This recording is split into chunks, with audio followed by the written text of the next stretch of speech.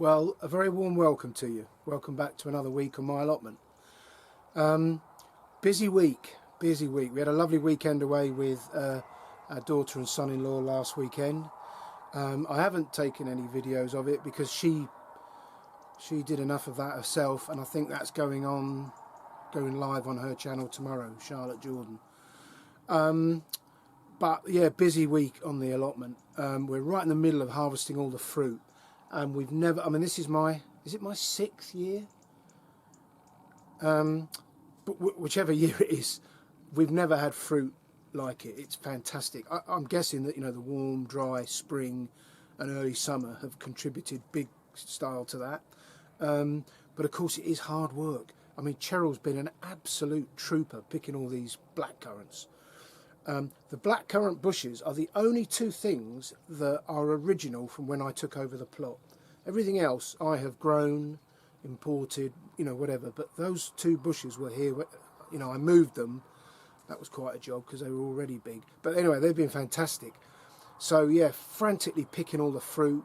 Quite a lot of other vegetables as well. And of course then you have to go home and spend the evening chopping up, blanching, freezing and so on. So really busy week, and I'll show you a few clips of that in a moment. But before I do, I've got something quite significant to show you on the plot, something that's changed. But it's Saturday today, and I'm here this morning specifically to do one job, and that is to take down the roof of the plastic roof between the two sheds, which leaks quite badly because it's peppered with holes from its previous use. But I'm taking it all down. I'm going to fill the holes with sealant and hopefully put it back together a little better with a little more of a gradient on it to harvest the rainwater and put it all back together. That's the job today, and then tomorrow I shall be back up as normal working on the plot. So I will show you a few clips of my fruit and veg this week, but before I do, let's have a look at what I've changed since I last saw you. Well, what have I done that is so dramatic and drastic? Nothing to see there, folks. However, if I bring you round, et voila. Now, if you're not familiar with my allotment, you won't know what I'm talking about. But just there, when I first got this original plot, the first thing I did once I'd sorted out the old shed, put a roof on it, was I dug a pond, which has been there since I took on the plot. And last weekend I decided, right, it's got to go. And it was Charlotte and Carl that suggested it, because it's so windy out the back there in the field that we can almost never sit on that picnic table because it's so blooming windy. But there it's rather sheltered. And not only have I removed the pond, filled it in, put a load of chippings down with some weed suppressant to try and stop weeds coming up, but I've built a screen there from some glass panels I had, and hopefully that will keep the wind out and make this quite a nice area to sit. So what's happened to the pond? Well, using my little net, I've removed as many of the little critters as I could, and distilled it all into that large tub, and some other ones behind it. And I've got to make a decision as to whether I replace the pond or just, I can put that into other people's ponds. There's enough of them up here. I haven't quite decided yet. That's a decision for another day.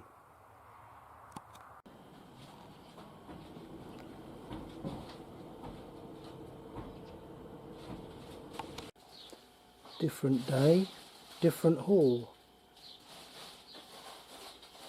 The fruit really is superb this year.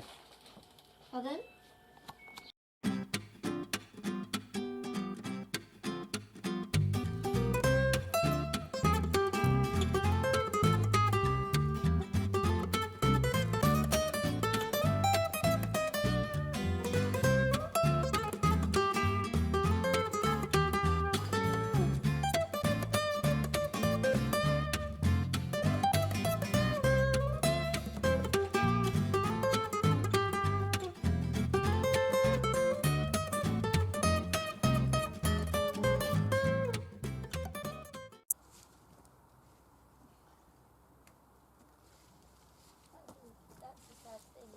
they don't go on for a long time.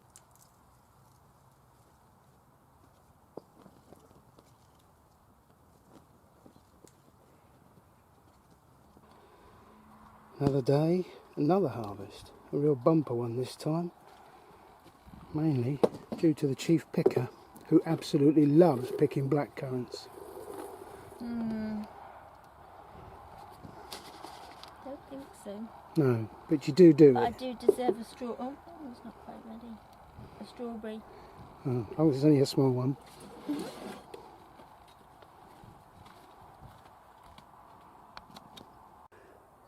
Well, it's Thursday today. Not a cloud in the sky. Very hot. Cheryl's back up here after work, picking like a Trojan. And if I bring you round, you're not going to believe it. Another cracking harvest. Another busy evening of blanching and freezing. Absolutely fantastic crop.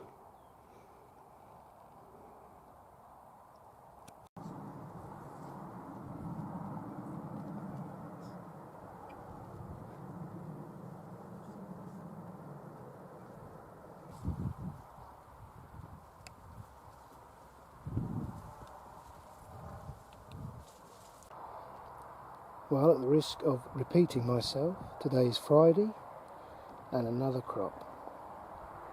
What a week.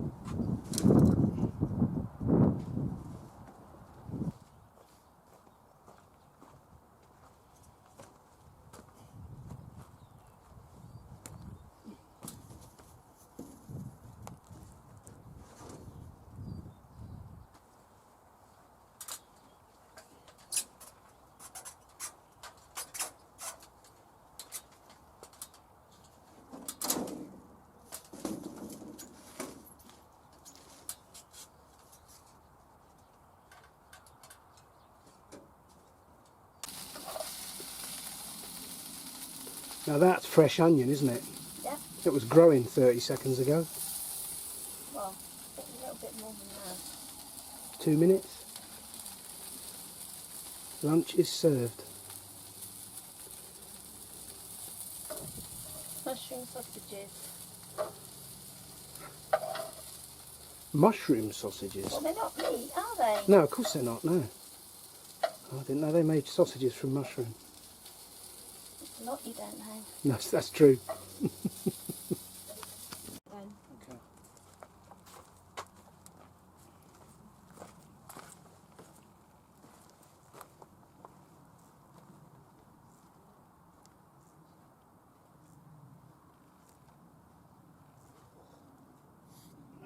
Can you cut that sausage in half for you and David? Sauce. Take it or leave it. Yeah. Don't start getting fussy up here. No, wrong place.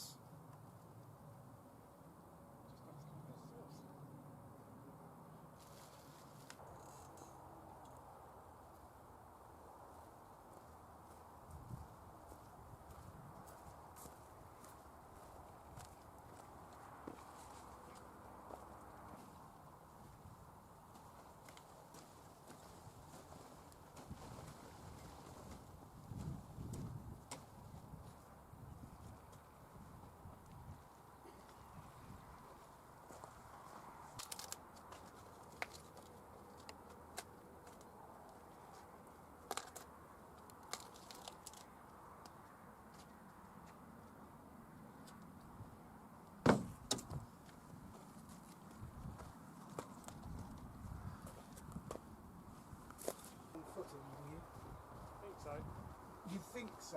Yeah.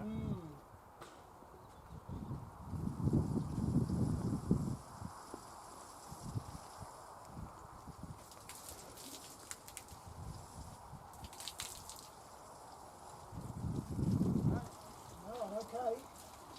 Damn. Yeah, sorry about that. It's watering my strawberries. Oh, it's coming out the other end as well. I have dual purpose. Look at that. It is, it's Well, watering. you'll have to move one of those water containers then. Yeah, I will. Well, that's Saturday's harvest. A bit smaller, but valuable nonetheless.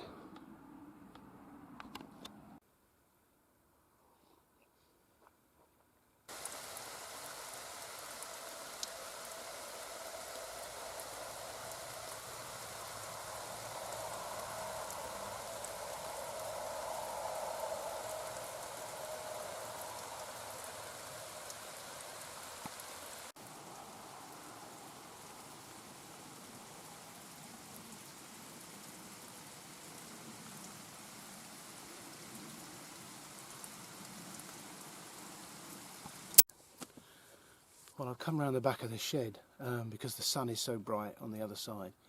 And I want to read a quick, it's only half a page, regarding sleep. And I've mentioned sleep before.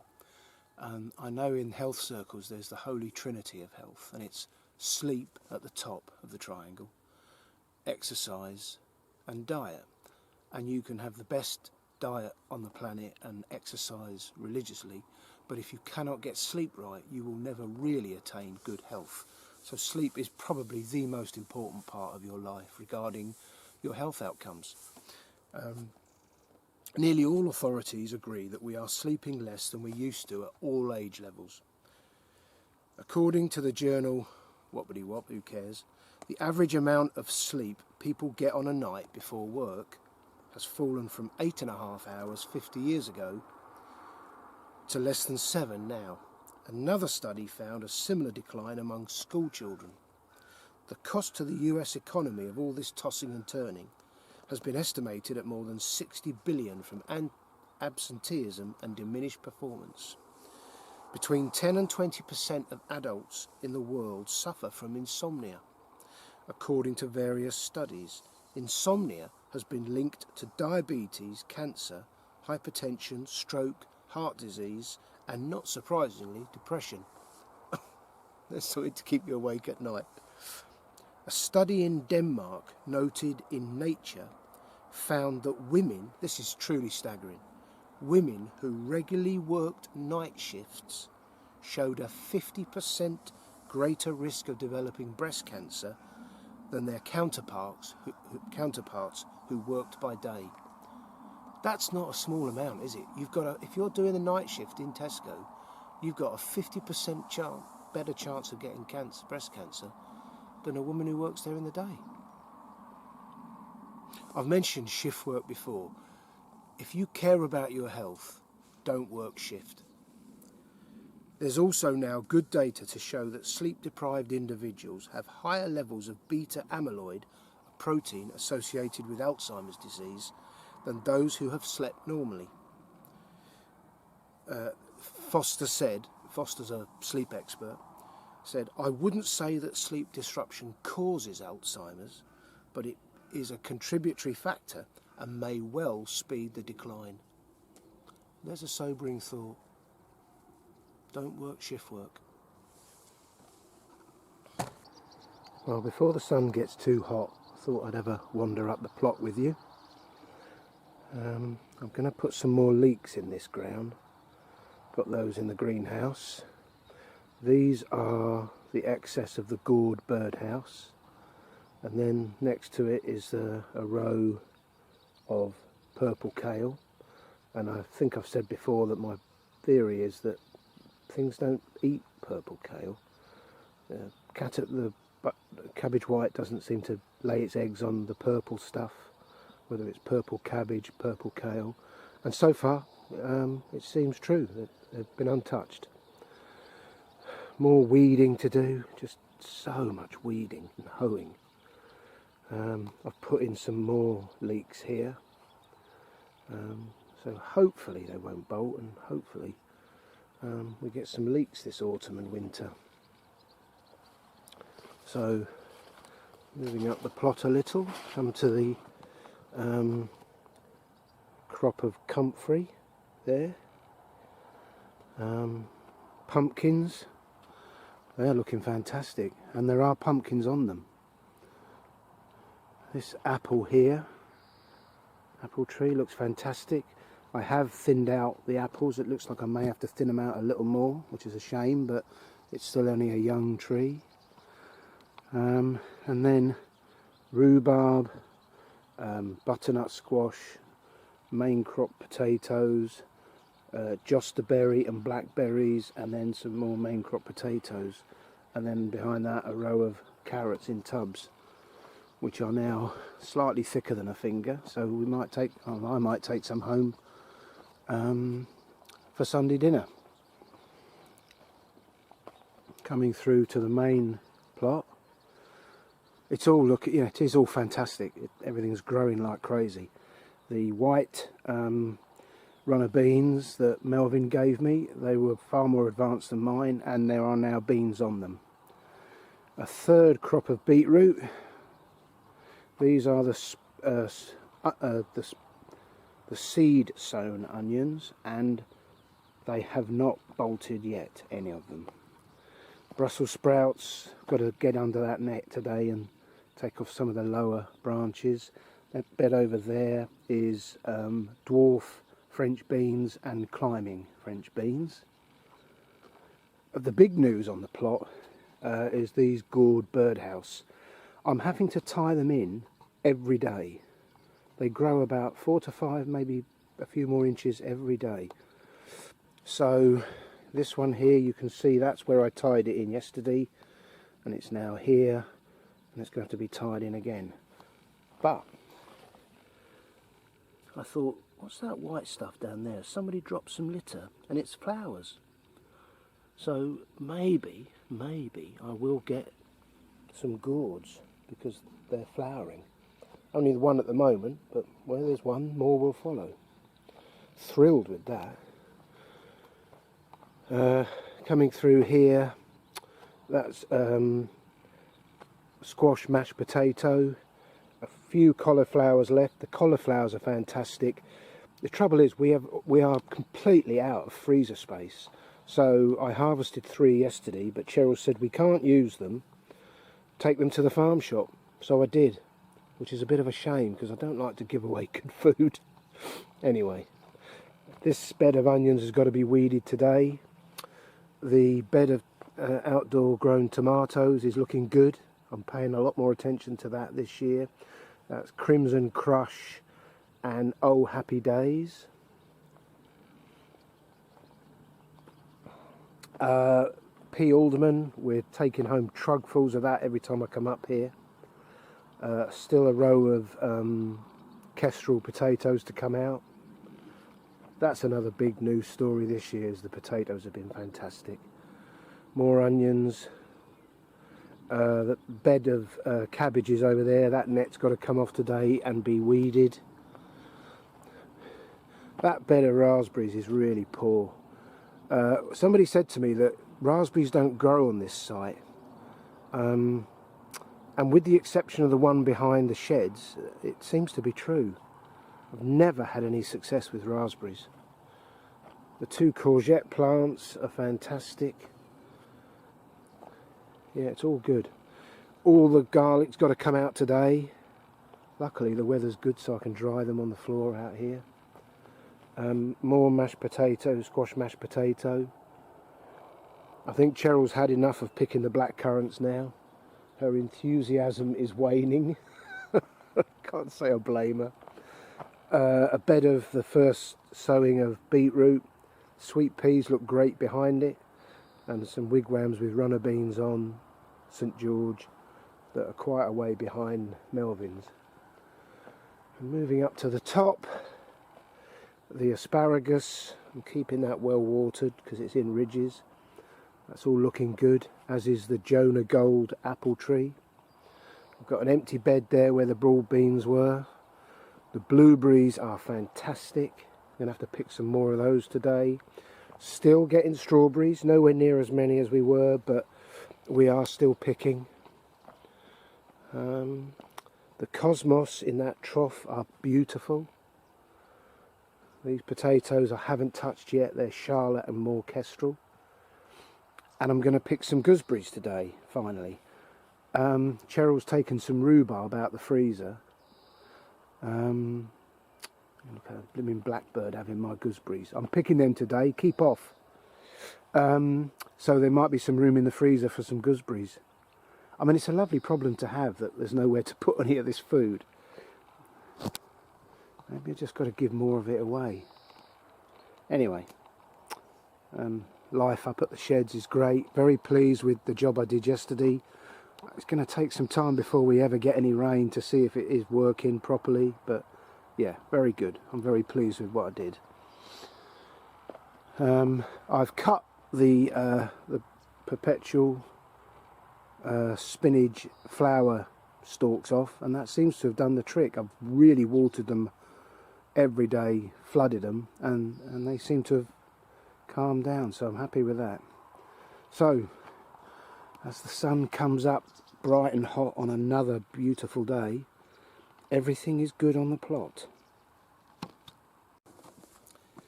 I'm going to read you a funny little quip from the London Review of Books, 25th of January 1990.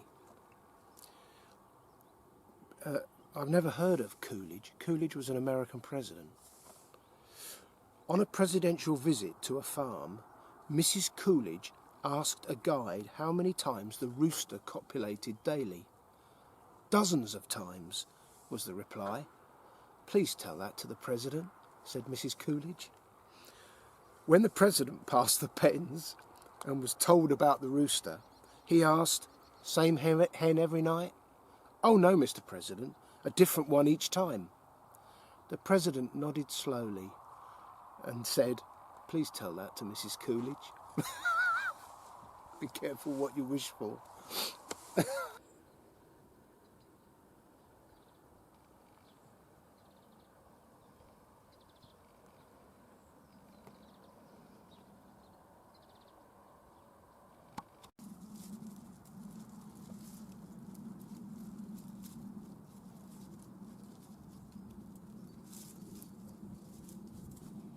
Well, I'm fairly happy with that crop. Some good sized garlic bulbs there. There's a couple of small ones, but yeah, on the whole, very happy. Leave them there to dry for a few days before I take them home. A fascinating thing in this book about bus drivers in London when they used to have conductors on the bus. So the bus driver sits at the wheel of the bus all day driving. And the bus conductor's up and down on a double-decker bus all day long. Blindingly obvious to study these two people. For the longest time, the crucial importance to health of just moving around was hardly appreciated. But in the late 1940s, a doctor at Britain's Medical Research Council, Jeremy Morris, became convinced that the increasing occurrence of heart attacks and coronary disease was related to levels of activity, and not just to age or chronic stress, as was almost universally thought at the time. Because Britain was still recovering from the war, research funding was tight, so Morris had to think of a low-cost way to conduct an effective large-scale study. While travelling to work one day, it occurred to him that every double-decker bus in London was a perfect laboratory for his purposes, since each had a driver who spent his entire working life sitting, and a conductor who was on his feet constantly.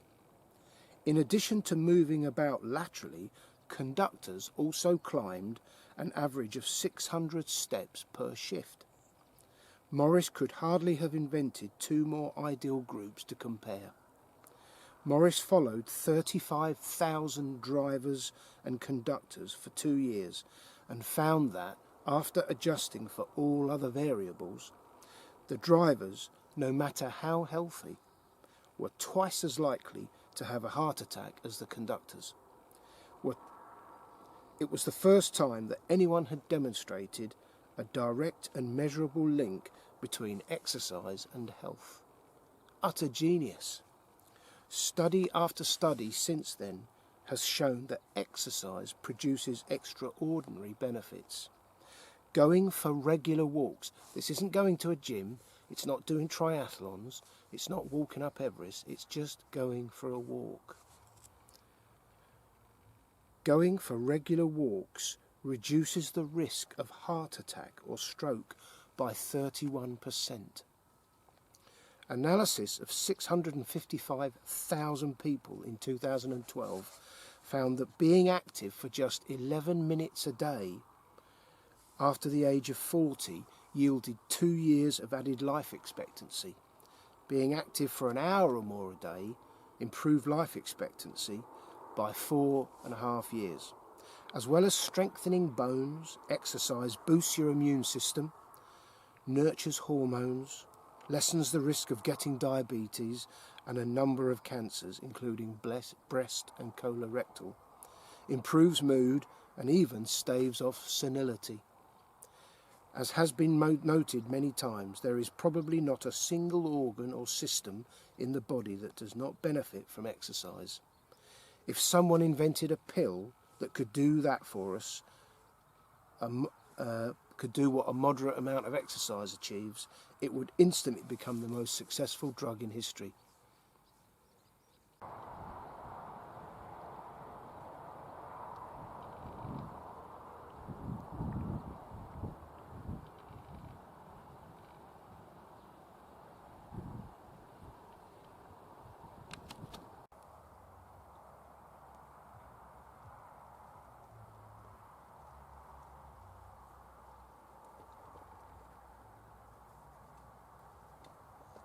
Stop spying on me. Ah, my little sweet pea. You see what I did there? I did. And another nice crop to end the week with. The cauliflower peas are for tea tonight. Perfect. Wow, what a fantastic day. Bit too hot for me, if I'm honest. But there've been a lot of people up today. Most of them were up early in the morning, from sort of 8 through till 11, and then they all went because it got too hot. But I've had a fantastic day up here. Cheryl turned up, wasn't expecting that. Picked more blackcurrants, and it's been a really busy week on the plot. We've really maximised our harvests. You know, you spend a long time growing this stuff, you don't want to waste it. So we've just discussed going down to a second-hand shop down near the railway station in Chepstow and having a look, see if we can get a second-hand freezer this week to add to our bank of freezers already in the garage, because the tomatoes aren't far off cropping either, so we're going to need some more space. So thank you for joining me. I hope there was something of interest there, and I shall be back on the plot next weekend. So until then, look after yourselves, take care, bye for now.